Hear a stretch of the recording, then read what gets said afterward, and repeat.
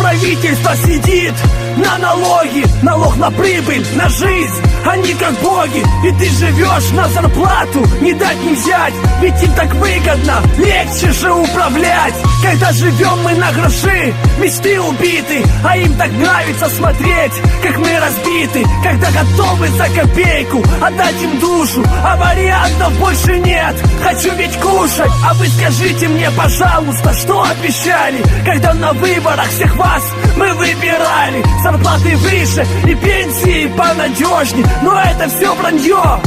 И вы ведь тоже, и с каждым годом только слышно, как стало хуже. И мелкий бизнес начинают под корень рушить. Проверка за проверкой, и денег мало. Да сколько можно же разграбить? Вы задолбали, поразрушали вы заводы, колхозы, фермы, чтобы взамен себе купить большие стены. Попродавали все к чертям, и вам не стыдно? Давайте будем же людьми, а не будем быдлом. И что я вам хочу сказать напоследок, что можно все-таки вернуть, чтоб наши дети гордились